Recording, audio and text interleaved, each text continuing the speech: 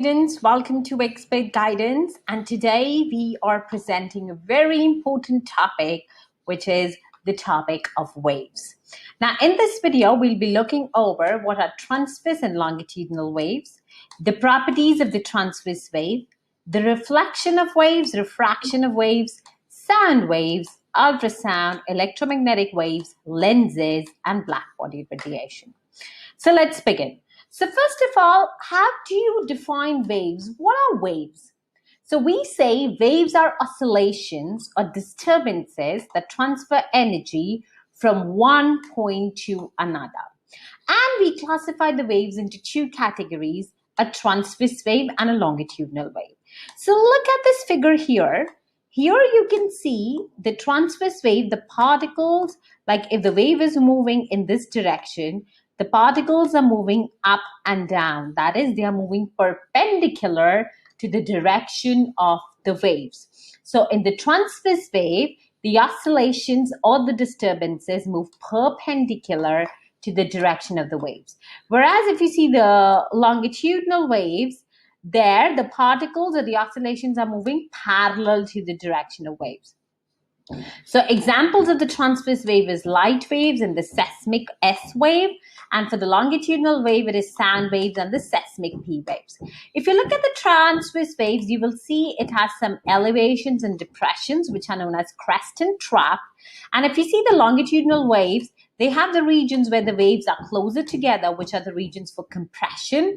And where the waves are separated, these are the regions for ray refractions. Okay, so now let us look at the differences between transverse and the longitudinal wave in detail. Now, transverse wave, the first basic difference is the definition, which is on the basis of the vibrations or the particles, like in which direction they move. So in the transverse wave, the particles vibrate perpendicular to the direction of the wave, and in longitudinal waves, the particles travel parallel to the direction of the wave. As per the medium, transverse wave do not require a medium to travel, but longitudinal wave require a medium to travel. The transverse wave travel with the speed of light, 3 times 10 power 8 meters per second, where longitudinal waves, they travel slowly like sound waves. Like sound waves has the speed of 330 meters per second. If you look at the characteristics of the wave, the transverse wave has crest and trough. So this top point is crest, the bottom point is trough. Whereas in a longitudinal wave, the wave consists of compressions and rarefactions. The transverse waves can be polarized, whereas a longitudinal wave cannot be polarized. You need to know the examples. Light waves and the seismic S waves are the transverse wave, and sound waves and seismic P waves are the longitudinal waves. Now, this slide is very, very important. They often ask in the exam the examples, the difference, the definitions of transverse and longitudinal wave. So make sure you remember this table. All right. Okay, now let's move on to some of the key terms that you should know for the wave. Now, if you look at this diagram here, this is a transverse wave, and you can easily see this top point is a crest and the bottom point is a trough. Okay, so crest, it is the height of the wave, and trough is the depth of the wave. So this is the trough and this is the crest. Now, this is the mean position of the wave. Now, the distance from the mean position to the highest point in the wave, or the maximum displacement of the wave from the mean position, is known as amplitude. And if we look at this wave, the amplitude is 5 meters. So you should know amplitude is the maximum displacement of the wave from the mean position. Crest is the height of the wave, trough is the depression of the wave. Now, when you have the distance between a 2 consecutive crest, or the distance between the 2 consecutive trough, is the wavelength. So wavelength is the distance between 2 consecutive crests or troughs. So in this case, from here to here, we have a wavelength. Now, what is time period? From here to here, that is 1 crest and 1 trough, is 1 wave. Now, this wave is taking 4 seconds to complete, so that is the time period. And frequency is the number of waves per second. So if you do 1 over the time period, you get the frequency. So frequency is 0.25 hertz. And how do you work out the wave speed? Wave speed is the speed traveled by a wave, and you should know the formula for the wave speed. The wave speed is frequency times the wavelength. And if in case they don't give you the frequency and give you the time period, then you can do 1 over the time period to work out the frequency, and then you can put up in the wave formula that wave speed is frequency times wavelength. Now be careful with the units. The frequency has to be in hertz, time has to be in seconds, wavelength has to be in meters. Okay, this is a very important formula. Make sure you know how to use it. Okay, now let's look at some example question. The speed of the wave is given to you as 330 meters per second. You need to calculate the wavelength if the frequency is 25 hertz. So you have to calculate the wavelength where the frequency is given. So you can pause the video, try this question.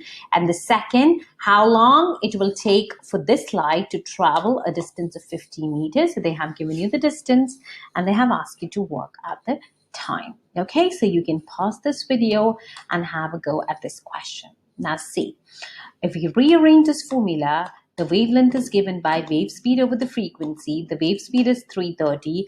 The frequency is 25. So our wavelength is 13.2 meters. Right? Now, we know that frequency is speed over a wavelength. Right? Now, the distance is given to us as 50 meter. And for light, we know that speed is 3 times 10 to the power 8. So when we put this into the calculator, we get the frequency to be 6 times 10 power 7 hertz. And you know frequency is 1 over the time period. So time period will be 1 over the frequency. So when we do 1 over 6 times 10 power 7, we will get the answer 1.6 times 10 to the power minus 6. Okay, so I hope this formula and how to work out the wave speed and the wavelength is clear to you. Now let's move on to the reflection. What is reflection? Now, reflection of light is the phenomenon of bouncing of the wave when it hits a medium. So let's suppose this is a mirror, and this is the ray that is incident onto a surface of the plane mirror. So that's the incident ray. Incident ray is the ray incident on the surface. As soon as it hits the surface, it bounces back at the same angle with which it came. So this is a reflected ray. It is a ray which is reflected from the surface. Now we draw something with the dotted line called the normal. What is normal? Normal is a line perpendicular to the surface where reflection takes place. So this is normal. This is perpendicular to the surface. And you can see angle of incidence and an angle of reflection. Now, angle of incidence is the angle between the incident ray and the normal. And reflected ray is the angle between the reflected ray and the normal. And as for law of reflection, angle of incidence and angle of reflection are equal. And the incident ray, reflected ray, and normal are in the same plane. Okay, so you should understand this diagram and what are these terms like incident ray, reflected ray, angle of incidence, and so on. Now you should also know how do you make the image of a plane mirror. So this is a plane mirror, and let's say this F is an object which is at a distance D. Now what will happen, this F will send, the light will come through F and then it will be reflected. So at the various places, the light will be reflected and reach your eye. Now, I can only see in the straight line. So we will extrapolate these lines backwards, and where they meet will be the image, right? So if this is F, the image will be made at P dash, which will be laterally inverted. It will be a virtual image, laterally inverted, upright, and it is the same distance from the mirror. Okay, so image of a plane mirror is a virtual image. What is a virtual image? It is an image that cannot be obtained on a screen. In a virtual image, the rays do not meet, but they happen to meet where the image is formed. So actually, the rays are not meeting here. We have extrapolated it so that it appears to meet there, and there you see the image. Whereas a real image can be obtained on a screen, the rays actually meet, like images of the camera, and the virtual image is image of the plane mirror. Okay, so I hope this concept of reflection and how you draw the image of a plane mirror is clear to you. Now, reflection can be of two types, specular and diffuse. Now, if the reflection is onto a smooth surface, the refracted rays are just parallel beams. That is known as a specular reflection. On the other hand, reflections on a rough surface, where the reflected ray are a bunch of diverging rays, are like diffuse surface. Okay, so I hope this concept of specular and diffuse is clear to you. Now let's come to the phenomenon of refraction. Now let's take an example. Have you seen if you put a pencil in water, it appears to be broken? Why is that? Because when the light is entering the water from air, the medium is changing and the light is changing the direction. As it is changing the direction, it appears to bend slightly in water, therefore this part appears little bended and it appears to be a broken. Now, what is refraction? Refraction is the bending of light as it travels from one medium to another. And why there is a bending of light in different medium? Because the speed of light is different in different medium. Right? Now, if the light is going from a rarer, like air, which is a lighter medium, and going into a denser medium, like glass or water, then the speed will slow down and it will bend towards the normal. So in this case, if you see in the diagram, the incident ray is going from air to the water. As it is entering the water, it is bending towards the normal. In this case, the reflection angle will become smaller. The refracted angle will become smaller. So angle of refraction is less than the angle of incidence. But on the other hand, if the ray is traveling from a denser to a rarer medium, as soon as it goes to a rarer medium, it will bend away from the normal. In this case, the angle of refraction will be greater than the angle of incidence. Now, these are the two mediums, air and water. We draw the normal. The incident ray comes to the surface. As soon as go it to the water, it bends towards the normal. And the angle of incidence and angle of refraction is smaller than the angle of incidence. Okay, so this is what is bending of light. Now, what is visible light? Visible light is a spectrum of 7 colors, and those 7 colors are violet, indigo, blue, green, yellow, orange, red, which is very pure. And you need to remember that from red to violet, the frequency is increasing, but the wavelength is decreasing. So red light has the highest wavelength, the violet light has the lowest wavelength.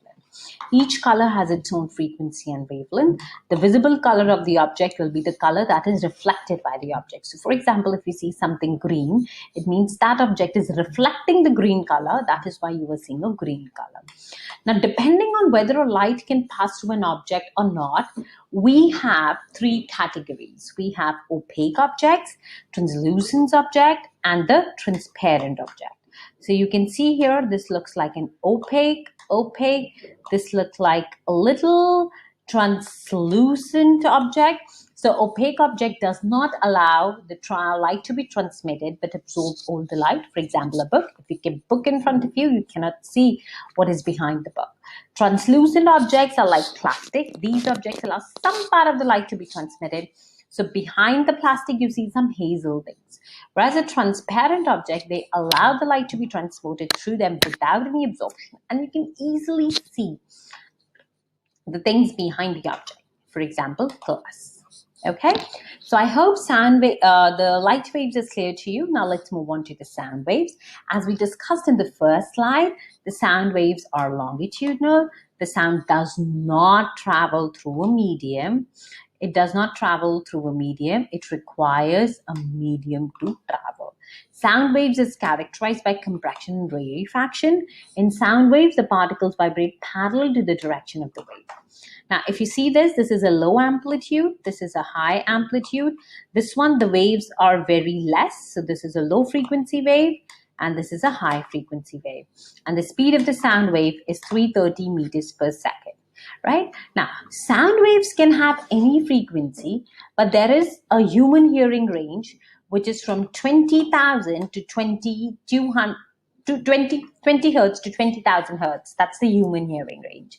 Now, any sound wave which is less than 20 hertz is known as infrasound, and the sound waves which is greater than 20,000 hertz is an ultrasound, and we cannot hear the ultrasounds. But ultrasounds are very important. They are used in echo sounding. They're used to determine the depth of any object. We send the sound waves, they are bounced back. We notice how much time they have taken, and we know what is the velocity, like by what was the speed of the sound wave, and we can work out the distance by doing v times t over 2. Okay, because distance is speed into time, and since the distance is double, so we divide by 2 so that we can work out at what distance the echo is coming from. Okay, now ultrasound is very important. Ultrasound is the frequency of the sound greater than 20,000 hertz, and ultrasound's advantages are they are non-ionizing and harmless. They're partially reflected at the boundary between different tissues, so they can even scan the soft tissues. So ultrasound is used in prenatal screening. It is used to determine the depth of the sea or the obstacle inside the water. They're used to do industrial imaging, and they also used to detect flaws in medical castings. Now, you should know the advantages and uses of ultrasound. They have come up in the exams, like note-making questions or some short questions, and like what are the advantages, why ultrasound are used in prenatal, because they're non-ionizing and harmless. So you should know all these points. So what are the use of ultrasound? The use of ultrasound is in the ultrasound scanner. Now, what happens in the ultrasound scanner? There's a transducer, and that transducer sends ultrasound waves. It crosses the body and it's reflected from the tissue. The transducer detects the wave reflected from the tissue, and image is displayed on the screen in the form of scan. Now, what is sonar? Ultrasound waves are used to measure the depth of the sea or to find the obstacle underwater. In sonar, ultrasound is sent to determine the depth or find any object. The time taken by the sound to come back is noted for the known speed of the sound, and you can do velocity times time to work out what is the distance of the obstacle, and you have to divide by 2 because it is a echo, so it's going and coming back, so it is traveling double the distance. Okay, so I hope this is clear to you. Now, what you need to do next is we need to do the structure of the Earth. Now, we know that Earth has a core, and then the mantle, and then it has the crust. The core, when we talk about the core, the inner core, it is the inner core, and then it is the outer core. Then we have the mantle, then we have the crust. Okay, so when you see the inner core is solid, the outer core is liquid. The mantle behaves like solid, can flow very slowly, and the crust is completely solid. So the crust and the upper mantle cracks and forms a tectonic plate, and these tectonic plate causes the earthquake. Now we have something called the seismic wave. Okay, now what is seismic wave? The seismic waves are the shock waves which originate when the force inside the earth moves the rocks of the tectonic plates. The wave travels through the earth and also across the surface. Now, earthquake takes place when the rocks or the tectonic plate in the earth crust or the upper mantle moves due to the forces inside the earth. The seismology is the study of seismic wave. The nearest point on the surface of the focus is the epicenter, and the device which is used to detect the earthquake is the seismometer. Now, if you look at the seismic waves, there are 2 types of waves, the P wave and the S wave. Now, you can see the red ones are the S waves, and you can easily see the S waves, they are traveling only through a solid. They are not going inside the core. So the S waves, they travel, S stands for solid, so they travel through solids only. They cannot pass to the liquid outer core, and S waves are transverse, and they're slower than the other waves. Whereas, if you see these blue waves, they are going inside as well. These are known as the P waves. So P waves are longitudinal. They are faster than the other waves. They can travel through solid and liquid, and they can pass through liquid and the outer zone. And you can see this area, which is between the two blue waves, there you find no S wave. You only see the P wave. So these are known as the shadow zones. So shadow zones are the places where no P and the S waves are detected. So S shadow zone is where no S wave is there, and P shadow zone is where no P waves are detected. So you can easily see we have drawn the crust, core, and the mantle. The S waves are just at the surfaces. They are not crossing. They are not into the solids and the liquid, whereas P waves are traveling inside. So you should know what is the difference between P wave and S wave.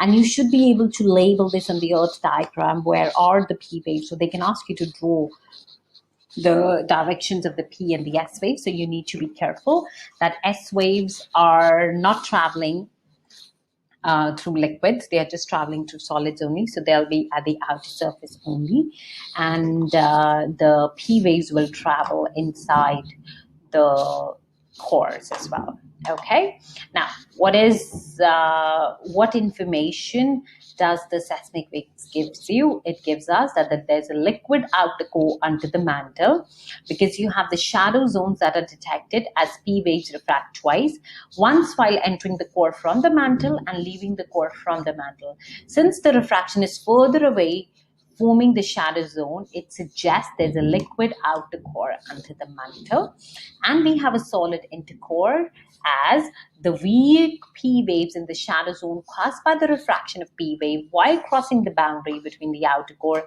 and the inner core. The P and the S wave travel through the mantle, changing direction and depth. P waves refract at the boundaries between mantle and outer core. The S waves being transferred do not travel through liquid outer core. The long L waves travel the slowest. They happen only in the earth crust, and they cause violet movements. Okay, so I hope the seismic wave is clear to you, and what observation they give us on the surface of the earth, structure of the earth, that should be clear to you. Now let's come to a very important topic called electromagnetic spectrum. Now, what is electromagnetic spectrum? It is a spectrum with all the electromagnetic waves arranged in the order of increasing wavelength and frequency. Now, electromagnetic waves are electrical and magnetic disturbances that transfer energy from one point to another, and all electromagnetic waves, they travel with the speed of light, which is 3 times 10 power 8 meters per second, and the frequencies and the wavelength can be given by the formula V equals F times lambda. Now, it starts with the radio waves, microwaves, infrared, visible, ultraviolet, X-rays, and gamma rays. Now, to remember, radio waves, they are traveling a greater distance. You can see the radio station is in one city. Even you can hear the radios from one country to another. So radio waves have the highest wavelength. So from radio to gamma, the wavelength will be decreasing, and the wavelength and frequency have an inverse relationship. So as from radio to gamma, the wavelength is decreasing, the frequency is increasing. Now, what kind of a question they can ask you in the exam? They can ask you to write these in order. They can ask you which one is having a shorter wavelength or which one is having a higher frequency. So you should know, remember all these waves along with in what order they are. So remember the wavelength order, and reverse will be the frequency order. Okay, now you have different mnemonics to remember these electromagnetic spectrum. You can say, read my instruction visible under X-ray glasses. Rich men in Vegas use expensive girls, or rabbit mates in very ultra-expensive gardens. You can use any of the mnemonics which you find comfortable and easy to remember, where R will be the radio waves, microwaves, infrared, visible, ultraviolet, X-rays, and gamma rays. And remember, as you go from radio to gamma, the wavelength will be decreasing and frequency will be increasing. Okay, so that's an easy way to remember, and make sure you remember that. It is very, very important. Now you should know for each of the wave, what is the source, their properties, their disadvantages and advantages. So for gamma rays, they are produced when the radioactive substance emitted the nuclear radiations. They have the lowest wavelength, they have the highest frequency, and they travel with the speed of light. For the use, they are used to disinfect food and surgical equipment. They're used to kill cancer cells. In gamma treatment, the cobalt-60 is used to direct the gamma radiation to the cancer cell and kill it without affecting the surrounding tissues. The disadvantages of gamma rays is gamma rays are highly ionizing. Exposure to low dose of gamma rays can cause gene mutation, DNA damage, and even cancer. And exposure to high dose of gamma radiation can cause a killing of the cell. Okay, so remember the uses, the properties, and the harmful effects as well. Same thing goes for X-rays. They are produced by stopping high-speed electrons. They are electromagnetic waves which travel with the speed of light. They have wavelength greater than the gamma rays, but smaller than the ultraviolet rays. They have lower frequency than gamma rays, but greater than the ultraviolet rays. And the wavelength is about the diameter of the atom. The uses is the shortest wavelength X-rays are used in X-ray therapy to kill cancer cells without destroying the healthy cells. And the longer wavelength X-rays are used to photograph the internal structure of the body. These disadvantages are X-rays are highly ionizing. Exposure to a low dose of gamma rays can cause gene mutation, DNA damage, and even cancer. And exposure to high dose of gamma radiation can cause killing of the cell. Now, how does an X-ray work? So you can see this is an X-ray machine. The X-rays are passed through the body. The X-rays passes to the soft tissues but are absorbed by the bones and the harder tissues. The X-rays that pass through the softer area reach the detector and appears to be black, whereas the rays that are absorbed do not reach the detector and appears light in the image. If any organ containing softer tissues need to be photographed, then patient is given a contrasting medium like barium, which becomes a good absorber of X-rays and help the photography of that organ. The detector contains a charge-coupled device which converts X-rays to light, which then creates electronic signals which are used by the computer to take the digital image. So you need to remember this information that X-ray pass to the softer areas and to be black, whereas they are absorbed by the lighter areas and do not reach the detector and appears to be light in the image. Next is the ultraviolet rays. They are produced from the sun. They are electromagnetic, which travels with the speed of light. They have wavelength greater than X-rays, but smaller than violet light. They have lower frequency than X-rays, but greater than the violet light. They are used as fluorescent markers or fluorescent lamp, which contains a chemical which converts the UV light to a visible light. And they can cause sunburn and suntan. They can lead to skin cancer, and they can even lead to blindness. For the visible light, the sun and the lamp emit the light. It is the only part of the spectrum which we can see. It is made up of 7 colors: violet, indigo, blue, green, yellow, orange, red. When the white light is passed to the prism, it can give the spectrum of the color. The light is used in a camera to take the picture. Light is also used in light microscope. Light helps to see the object. Light waves are used in communication. The disadvantage is that too much exposure to visible light can lead to cancer, blindness, and skin damage. Next is the infrared rays. All the hotter objects like kettle, toaster, radiator emits infrared radiation. They're electromagnetic waves which travel with the speed of light. They have wavelength greater than the visible light but smaller than the microwaves. They have a lower frequency than visible light but greater than the microwaves. They're used in optical fibers for communication. They're used in remote controls. They're used as infrared scanners to detect heat produced by the body and unhealthy tissues. And infrared cameras helps to see objects in dark. The disadvantages is they can cause skin burn and suntan. They can also lead to skin cancer, and they can also lead to blindness. The microwaves are emitted by cosmic microwave background radiation. Sun also emits some microwaves. They are again the electromagnetic wave which travels with the speed of light. They have wavelength greater than the infrared light but smaller than the radio wave. They have a lower frequency than infrared light but greater than the radio wave, and they are found between the radio waves and the infrared rays. The uses are they're used in communication, they're used in satellite TV, they're used in cooking, they're used to carry mobile phone signals. The disadvantages are exposure to microwaves can heat the body tissues, and exposure to high dose of microwave can cause eye damage and even cataract. Now, this question can also be asked in the exam, how microwave is used to heat the food. Now, the water in the food absorb microwaves and become heated and heats the food, preventing the microwave from heating as it has no water.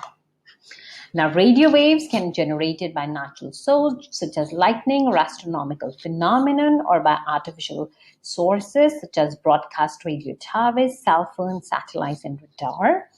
The properties of the radio waves are they are electromagnetic wave which travels with the speed of light. They have the highest wavelength and they have the lowest frequency. The uses is they are used in communication to carry TV, radios, and mobile signals. They're used in wireless connections and Bluetooth connections. The disadvantages is that exposure to radio waves can heat the body tissues, and exposure to high dose of radio waves can cause eye damage and even cataract. Let's come to the last part, which is the lenses. Lenses are used to refract the light and forms the image of an object. They are used in camera, and these are the two shapes of the lenses. One is this, which is like this, that's a convex or the converging lens, and concave or the diverging lens. Concave lens, you can see it is just thinner in the middle and then it becomes broader at the ends. So convex lens is a converging lens. Concave is a diverging lens. Convex is thicker at the center than at the edges. The concave is thinner at the center than the edges. Convex has a real focus. Concave has a virtual focus. The convex lens converging a parallel beam of rays on refraction through it. And concave lens, it diverges a parallel beam of light on refraction through it. Convex lens is used in microscope as a magnifying glass. Concave lens is used in telescope. Convex lens is used to correct short-sightedness, where concave lens are used to correct long-sightedness. Now, for the concave lens, you need to remember some of the points. A principal focus or the focus is the point where the parallel rays meet or appears to meet. And the distance between the center of the lens and the focus is known as a focal length. Now, if this is my lens, this is my focus, this is the double focus.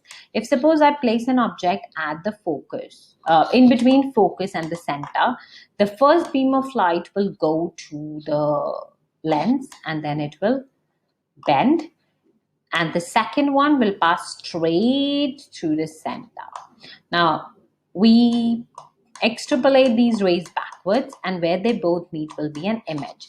So if on a concave lens, if you put the object between the focus and the center, you will get a small image, a virtual upright and smaller than the object between the lens and the focus. Now these are the certain ray diagrams for the convex lens which you need to remember. When you place the object between the focus and the lens, in this case, one ray will go towards the lens and will refract at the focus. Second will go from the center.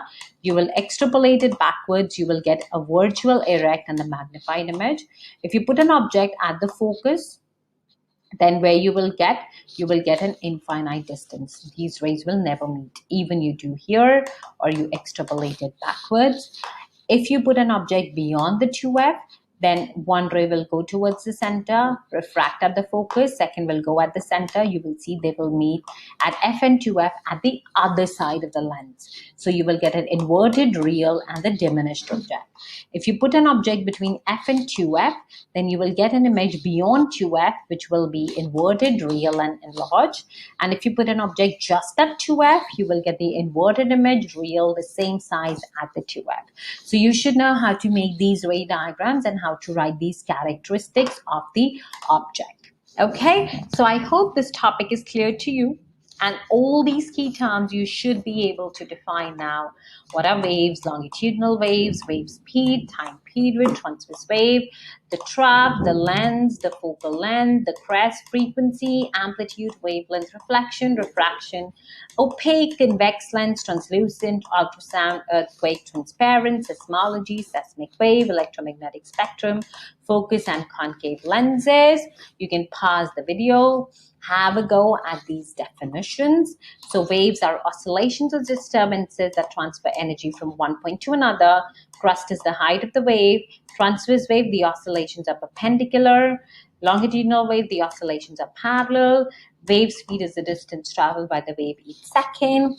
Time period is the time it takes for one wave to travel. Trough is the depth of the wave. Frequency is the number of waves passing each second, measured in hertz. Amplitude is the maximum displacement of the wave from the mean position. Wavelength is the distance between two consecutive crest to trough. Reflection is the bouncing of light. Refraction is the bending of light. Opaque do not allow light to be transmitted. Translucent allows some light to be transmitted. Transparent allow all the light to be transmitted. Ultrasound has a frequency of the sound greater than 20,000 hertz. Earthquake takes place when the rocks of the tectonic plates in the Earth's crust or the upper mantle move due to the forces inside the Earth. Seismology is the study of seismic waves. Seismic waves are the shock wave which originate when the forces inside the Earth moves the rocks of the tectonic plate. Electromagnetic spectrum is a spectrum where the waves are arranged in the order of increasing frequency of wavelength. Focus is the point where the parallel rays meet or appears to meet. Lenses are used to refract the light and forms the image of an object. Convex lens is a converging lens. Concave lens is a diverging lens. And the focal length is the distance between the focus and the center of the lens. So I hope this topic of waves is clear to you. Now, as always, your next step would be to check the specification and see if you have covered everything and do the exam style questions. The link is mentioned in the description box below on all the questions topic-wise on this topic. If you like this video, then do not forget to subscribe to my channel and click the bell icon so that you are notified as soon as I put the new videos. As during the exam time, I put a lot of revision videos.